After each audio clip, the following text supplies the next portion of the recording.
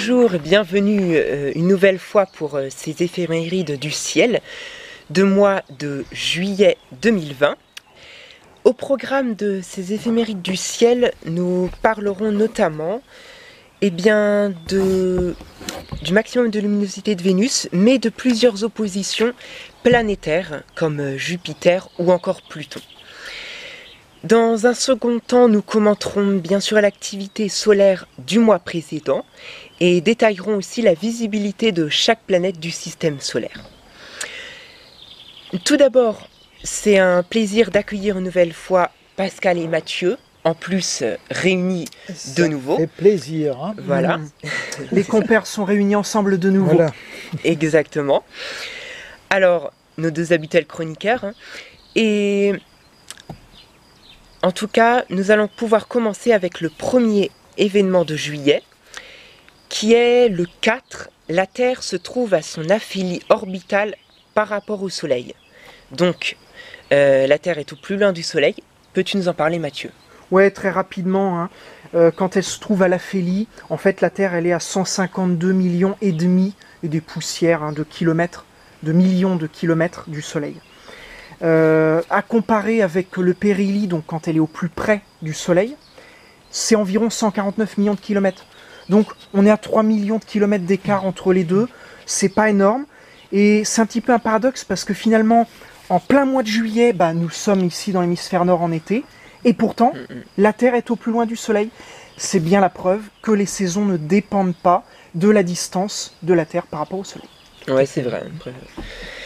Le 5, c'est l'éclipse de lune pénombrale partielle.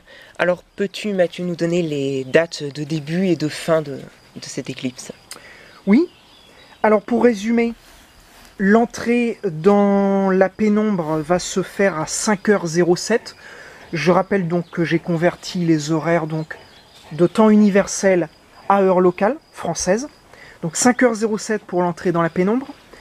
Le maximum de l'éclipse, c'est 6h30, précisément. Et la sortie de la pénombre, c'est 7h52, toujours en heure locale française. Le problème, c'est que ça va être très difficilement visible chez nous en France. Et encore, il va y avoir des disparités entre les diverses régions françaises. Il y en a qui vont être un peu mieux loties que d'autres. J'y reviens tout de suite, sachant que l'éclipse de lune sera plus visible dans le sud de l'Europe, que dans le nord. Alors, la totalité de cette éclipse pénombrale, on rappelle c'est une éclipse pénombrale partielle, donc la Lune ne sera pas totalement éclipsée. En fait, elle va être éclipsée que sur 35,5% de sa surface, ce qui est relativement peu, c'est à peu près le tiers de la Lune, qui va passer dans, non pas l'ombre, mais la pénombre. Donc, on ne va pas voir une sorte de cercle noir grignoter la Lune, mais on va plutôt voir un léger obscurcissement de la surface lunaire, plus à un endroit qu'à d'autres. Mais la Lune restera pleine malgré tout. Alors, la Lune se lève à 22h35 chez nous en France, et elle se couche à 5h48. Il y a un problème. Parce que le maximum de l'éclipse est à 6h30, et la sortie de la pénombre est à 7h52. Ça veut dire qu'on ne verra pas la totalité de cette éclipse partielle. En effet, donc on ne verra que l'entrée dans la pénombre et encore une petite partie. Vous devinez évidemment que la Lune va être très basse sur l'horizon sud-ouest. Alors j'ai repéré notamment que, certes, l'éclipse va être visible dans toute la France, au début de l'éclipse, mais comme je le disais tout à l'heure, il y a certaines régions qui vont être mieux loties que d'autres. Ça va être le cas, je crois, si je ne me trompe pas, du sud-ouest de la France. Enfin, du sud de manière générale. Voilà ce que je pouvais dire sur l'éclipse. Voilà, pour les autres, il faudra attendre peut-être la prochaine.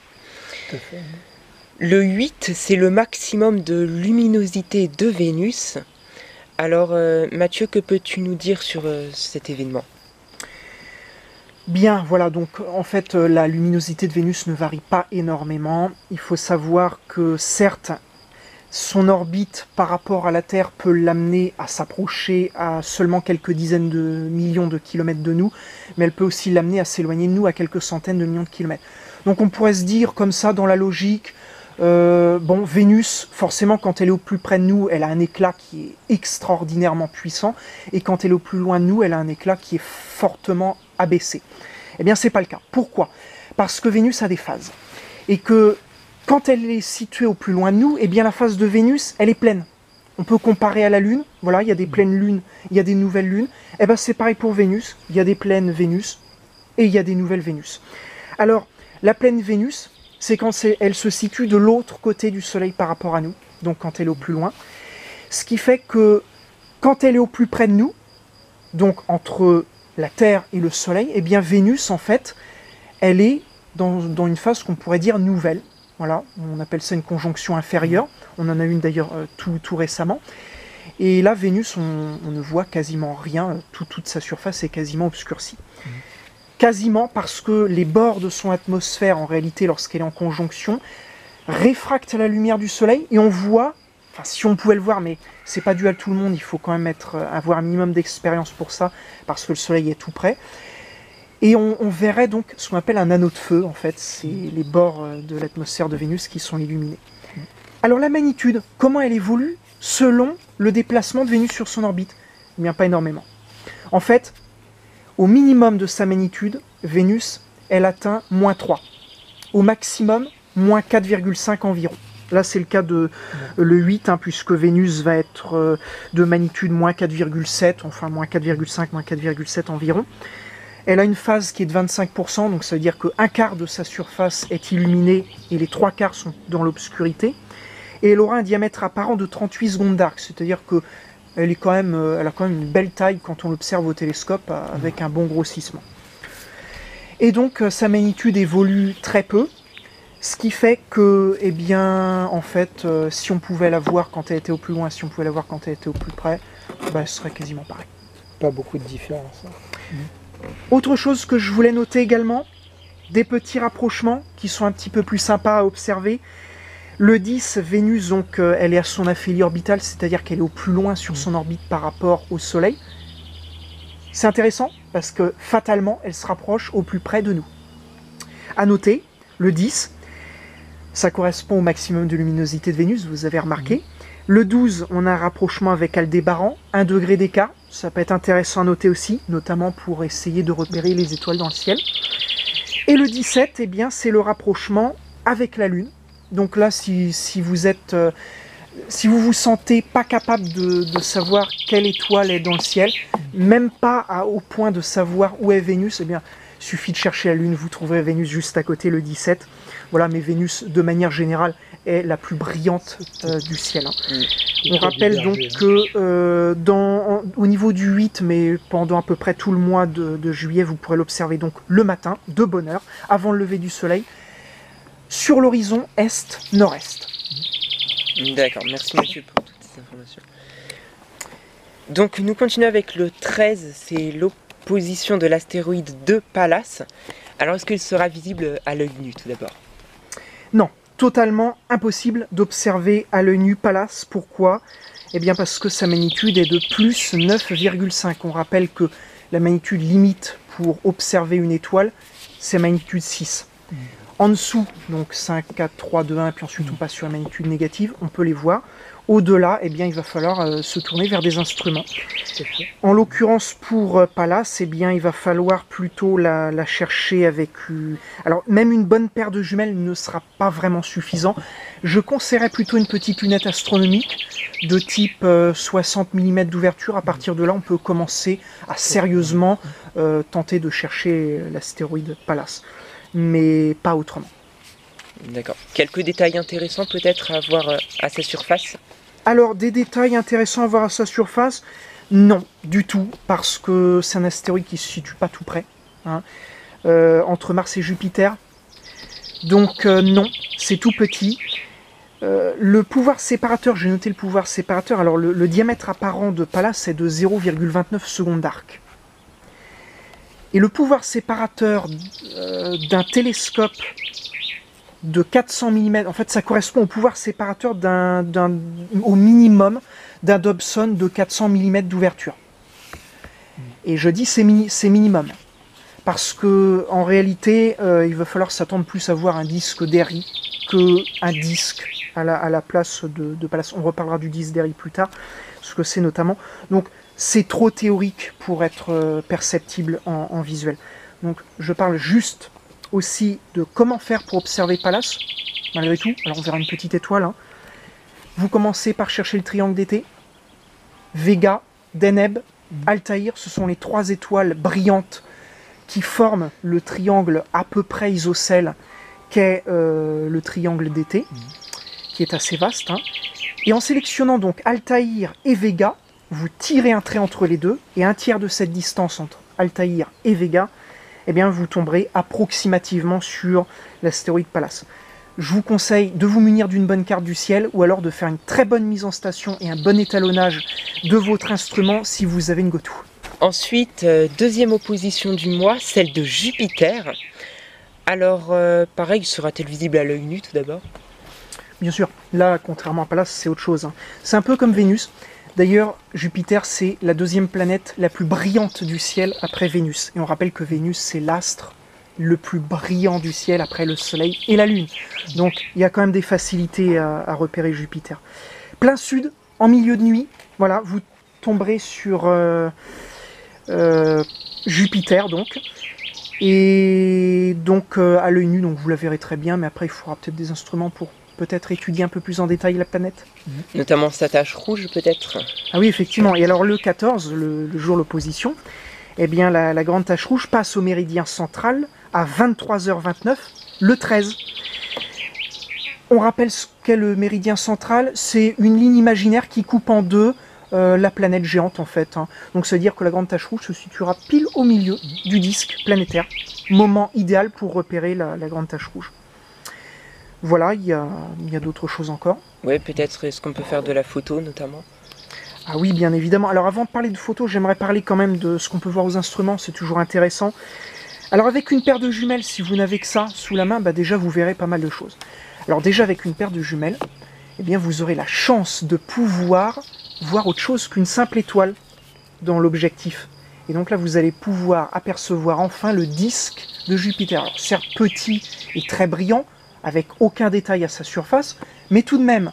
Et en plus de ça, cerise sur le gâteau, comme quoi, étant peu équipé, on peut quand même faire pas mal de choses, vous aurez ces 4 satellites de part et d'autre, ou alors d'un même côté ou de l'autre, de la planète géante. Alors dans une paire de jumelles, ces satellites seront très près de la planète, et certains peuvent même être si près, voire même devant ou derrière, que la luminosité de Jupiter peut en noyer quelques-uns. Voilà.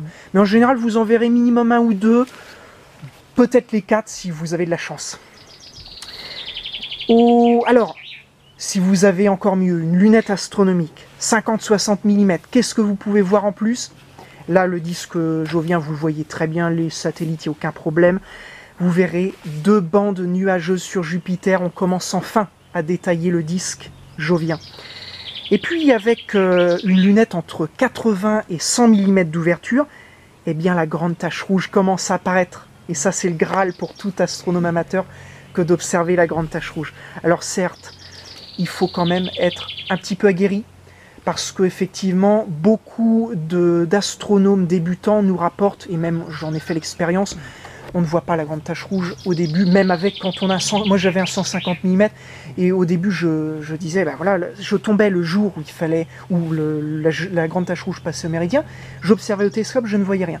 Et en fait, il s'agit d'exercer son œil, et au fil du temps ça va se faire, on va voir de plus en plus de choses sur Jupiter, et avec le temps, la grande tache rouge va se révéler. Mais au début, il faut du temps. On peut avoir le plus gros instrument possible, mais on ne voit pas toujours de détails sur Jupiter. Alors, parce que l'œil n'est pas exercé, mais aussi et surtout parce que le ciel n'est pas approprié. Par exemple, on a trop de turbulences, on manque de transparence, on a peut-être un télescope qui est aussi décollimaté, voilà, ou alors une turbulence intra-télescopique. Bon, il y a plusieurs choses qui peuvent être mises en évidence. Mais en tout cas, la limite minimum, 80, 100 mm d'ouverture, la grande tache rouge apparaît. Ça sera plus facile d'un télescope de 114 mm. Et jusqu'à 150 mm d'ouverture, eh bien, la grande tache rouge va rester sombre. Pour la voir réellement rouge, eh bien, il faudra voir un télescope de j'ai envie de dire 150 mm minimum, mais peut-être 200 quand même, pour être sûr. En tout cas, moi, je parle de mon expérience. Et puis, qu'est-ce qu'on peut voir également? Alors, il y a des ovales blancs sur Jupiter. Alors là, c'est un peu moins contrasté que la grande tache rouge. Donc, les ovales blancs sur Jupiter, en plus, c'est plus petit. Il va falloir avoir un diamètre minimum de 180 à 200 mm. Et une bonne optique aussi. Et évidemment, on le rappelle, un bon ciel. Et puis, en ce qui concerne les lunes de Jupiter, eh bien, avec on les voit donc très bien donc à partir des plus petits instruments. Mais est-ce qu'on peut les résoudre? Est-ce qu'on peut voir leurs disques comme le disque de Jupiter? Ils sont un peu petits quand même. Je rappelle que tous ces 4 satellites-là ont un diamètre apparent qui est aux alentours de 1 seconde d'arc, plus ou moins, voilà, selon leur taille respective. Et le pouvoir séparateur d'un télescope minimum pour pouvoir résoudre leur disque, c'est environ 114 mm. C'est le minimum.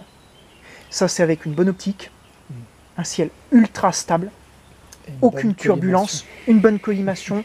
Enfin, vous vous mettez dans les meilleures conditions possibles.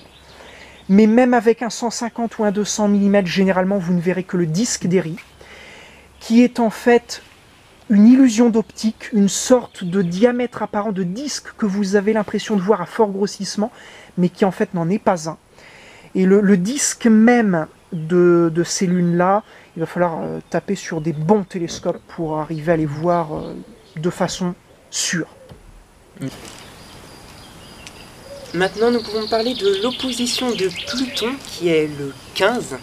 Alors, qu'est-ce qu'il y a d'intéressant à cette opposition? Oui, Pascal? Alors effectivement, donc le 15 juillet, l'opposition de Pluton. Donc Pluton sera donc à l'opposé du Soleil par rapport à la Terre. Et donc par conséquent, sa position orbitale sera au plus proche de la Terre. Donc dans les meilleurs moments en fait, pour l'observer. Alors comme vous le savez, Pluton n'est pas visible à l'œil nu. Donc il faudra un minimum de matériel. Alors comment, où, avec quoi observer Pluton? Alors, où la trouver? Où trouver Pluton? Bien déjà avec un télescope, essentiellement d'ailleurs avec un télescope. Ah oui.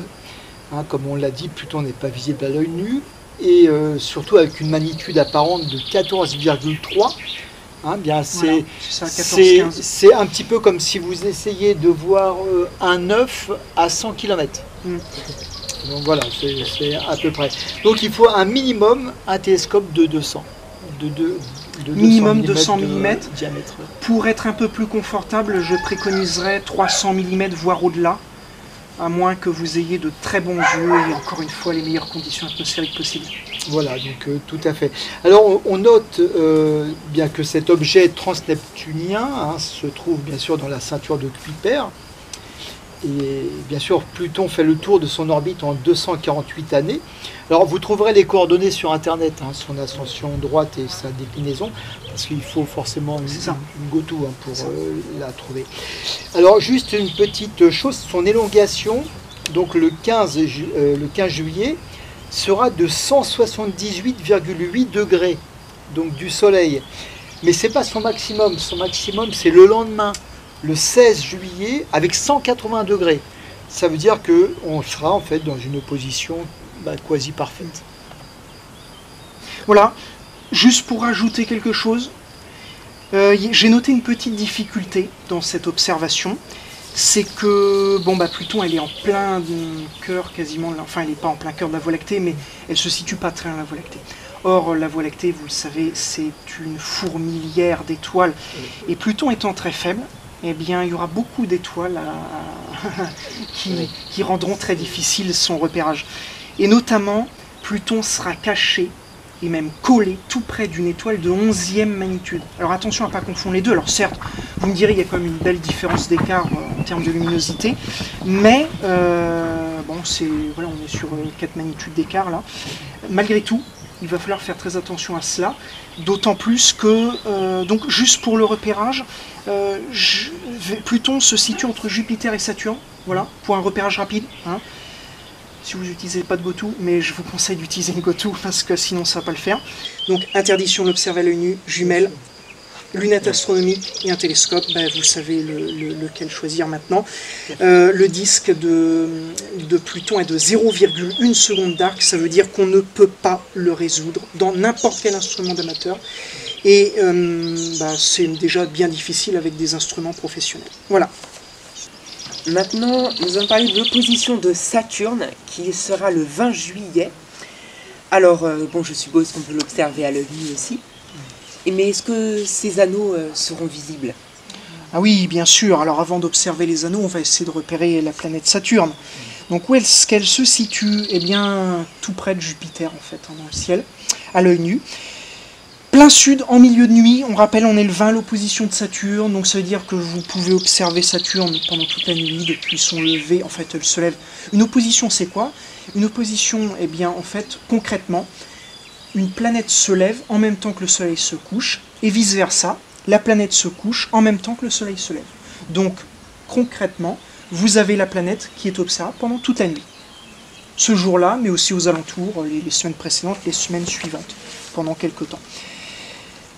Alors, elle ne sera pas très haute dans le ciel, puisqu'elle est à peu près à la même place que Jupiter, donc ce qu'on appelle l'écliptique, qui varie selon les saisons. Et la magnitude de Saturne, eh bien, c'est de plus 0,8, donc elle est positive. Et cette magnitude-là fait qu'elle fait encore partie des étoiles les plus brillantes du ciel, mais c'est vrai qu'elle est un peu plus discrète que ses sœurs Vénus et Jupiter. Alors qu'est-ce qu'on peut observer? On parlait de ces anneaux, évidemment, c'est ce qu'il y a de plus célèbre sur la planète Saturne. J'ai envie de dire que donc les anneaux, en fait, on peut quasiment les voir avec une paire de jumelles, mais on ne peut pas vraiment les résoudre, en fait. On voit que la planète, elle est légèrement ovalisée, mais c'est difficile de comprendre qu'il y a réellement des anneaux. En fait, ils sont un peu soudés à la planète. Donc on voit comme si... On peut... songer à Galilée, quand il a observé Saturne pour la première fois la lunette, il avait l'impression d'observer des grosses oreilles collées contre la planète elle-même. Rappelle-moi, c'était avec un combien? Oh, il avait des instruments, oui, même moins, il avait une petite lunette de 30 mm, je crois. Et puis après, il en a eu d'autres, il a fait grossir un petit peu ses optiques au fil du temps, évidemment. Donc avec une bonne paire de jumelles, on voit la planète un peu ovalisée, c'est tout ce qu'on peut voir. Dans une petite lunette astronomique, donc typiquement 50-60 mm, avec un grossissement de 50 fois, on peut voir un anneau, un seul anneau. Mais il faut savoir qu'il y a des fossés, une sorte de fossés dans les anneaux, ce qu'on appelle des divisions. Alors il y a la division de Cassini, la plus célèbre, qu'on peut observer d'ailleurs avec une lunette de 80 mm, ou un télescope de 115, à partir du moment où on a un grossissement environ de 100 fois. Et puis, donc, avec un télescope de 250 mm, on a une deuxième division qui apparaît. On l'appelle la division de Hank. Alors, elle est beaucoup plus difficile à observer, celle-là. Et dans un télescope modeste, 150-200 mm d'ouverture, on verra une différence de luminosité entre les anneaux A et B qui sont séparés par la division de Cassini. Et on peut même voir, alors, en dehors de la période d'opposition, donc avant ou après, donc les mois avant, les mois suivants, l'ombre portée de la planète sur les anneaux, ce qu'on appelle donc quand la planète est dans ce qu'on appelle la quadrature, c'est-à-dire qu'elle est en dehors de son position, pour faire très simple. Sur la planète, qu'est-ce qu'on peut voir? Eh bien, avec une optique de 100 mm, on peut voir la ceinture équatoriale qui est plus claire, et les pôles de la planète qui sont plus sombres. Ça, c'est intéressant à observer aussi, donc des nuances de luminosité à la surface qui sont en fait dues aux nuages, tout simplement, qui sont plus ou moins bien éclairés et qui surtout ont des compositions chimiques différentes. Avec un 200 mm, on peut même observer des tempêtes quand il y en a. Il y en a eu en 2010, je crois, la dernière en 2010. En fait, c'est surtout des spots brillants qui apparaissent à la surface, un peu comme les ovales blancs de Jupiter. Parfois ça devient planétaire comme en 2010, donc là on voit que c'est un peu le bazar, comme s'il y avait un aspirateur qui passait. Et puis en ce qui concerne donc les lunes de Saturne, eh bien, avec une lunette de 60 mm, vous pourrez voir Titan et Rhea. Avec un 115, d'autres lunes apparaissent, c'est le cas de Thétis, Dionée, Japet peut-être, mais ça dépend parce qu'elle a une magnitude variable, donc c'est à voir. D'un télescope de 200 ou 300 mm en SLAD. Là encore, mi-masse, c'est variable. Et puis, vous pourrez même observer, toujours dans ces optiques, donc de 100 mm, le transit, des transits de Lune sur le disque planétaire avec un télescope de 200 mm d'ouverture. Sur tout Titan. D'accord. Voilà, merci pour toutes ces informations. Nous avons détaillé ainsi tous ces événements. Nous allons pouvoir passer maintenant à la deuxième partie de cette émission, et notamment l'activité du Soleil. Alors, qu'en était-il le mois dernier ? Eh bien, on est en train de quitter le cycle solaire 24, et ça se confirme clairement. Le 28 mai, une éruption de classe B se déclenche à la surface du Soleil, juste derrière l'horizon nord-est de son disque, donc sur sa face invisible. En temps de maximum solaire, eh bien, ce type d'éruption mineure est banal, mais là, étant en minimum solaire, il peut ne rien se passer pendant des mois entiers. Et une tache en est soupçonnée être à l'origine. Le 29 mai, d'abord une explosion de classe M1, puis une seconde de classe C9 sont repérées par des satellites en orbite terrestre. Ce sont les éruptions solaires les plus puissantes depuis 2 ans et demi, la dernière de classe M ayant eu lieu en octobre 2017. Le 30 mai, la facule associée à l'événement apparaît pour les observateurs terrestres dans des instruments amateurs correctement filtrés. Puis le 3 juin, la tache solaire AR 2765 fait son apparition. Alors attention, cette tache n'est pas celle attendue correspondant aux précédentes éruptions que je viens de mentionner. Donc c'est une autre. Une belle tache malgré tout droit sortie du cycle solaire 25, dont le noyau sombre primaire était 2 fois plus gros que la Terre. Une éruption de classe B3 en provenance s'est enregistrée le 5 juin, et entre le 7 et le 9, eh bien, les observateurs amateurs pourront voir que les divers noyaux de la tache sont disposés de façon à faire penser à la constellation de la Lyre. Dans le rôle de l'étoile Vega, eh bien, le noyau sombre le plus gros, c'était vraiment joli à observer, j'ai eu l'occasion de le faire dans un 150 mm d'ouverture. Le 16, elle disparaîtra derrière l'horizon ouest du Soleil en se désagrégeant. Elle aura été partiellement active avec quelques éruptions de classe B. D'accord, merci. Un cycle solaire 25 donc, qui s'est ensuite calmé. Voilà, on est retombé dans le minimum. Peut-être pas totalement, mais là maintenant il va falloir s'attendre à ce que ça reparte dans les prochains mois, vers le maximum maintenant. D'accord, merci pour nous avoir détaillé ainsi l'activité du mois dernier.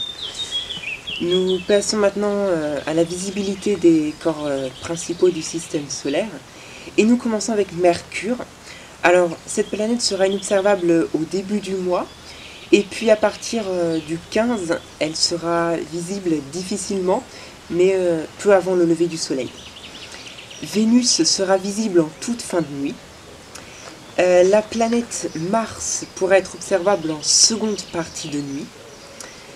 Cérès sera observable en seconde partie de nuit aussi. Pallas sera observable toute la nuit, comme on a pu le voir dans les événements. Junon sera observable en première moitié de nuit seulement. Vesta sera malheureusement inobservable ce mois-ci. La planète Jupiter pourra être observable toute la nuit. Et pour la planète Saturne, ce sera de même observable toute la nuit. Uranus, on pourra l'observer en seconde partie de nuit. Neptune sera observable en seconde partie de nuit au début du mois. Puis à la fin du mois, on pourra pratiquement la voir toute la nuit. Et pour finir, Pluton, qui sera observable toute la nuit aussi. Voilà, nous arrivons à la... Ah, j'oubliais la Lune. Le 5 à 6h44, ce sera la pleine Lune. Le 12 à 21h27, la Lune sera à l'apogée. Le 13 à 1h30, le dernier quartier de la Lune sera visible. Le 20 à 19h32, c'est la nouvelle Lune. Le 25 à 6h54, la Lune est au périgée. Et le 27 à 14h33, c'est le premier quartier de la Lune que l'on pourra observer. Nous arrivons à la fin de cette émission. Alors merci à Pascal et à Mathieu pour leur travail. Et je rappelle que Mathieu possède la chaîne L'Explorateur du Ciel. Alors n'hésitez pas à y jeter un coup d'œil. Vous retrouverez notamment ses meilleures photos du ciel. En tout cas, merci à tous ceux qui nous suivent régulièrement lors de nos émissions, à tous nos abonnés, et puis à tous ceux qui ne sont pas encore abonnés, n'hésitez pas, parce que nous sommes bientôt arrivés au chiffre des 200 abonnés, alors ça nous ferait grand plaisir de les atteindre bientôt. Et oui, merci en tout cas. Voilà, n'hésitez pas à liker, à commenter. Rendez-vous donc le mois prochain pour les éphémérides d'août 2020. D'ici là, eh bien, restez à l'écoute et fouillez sur notre chaîne. Vous trouverez d'autres contenus variés qui vous intéresseront sûrement beaucoup. Nous vous souhaitons un bon mois de juillet dans vos balades célestes.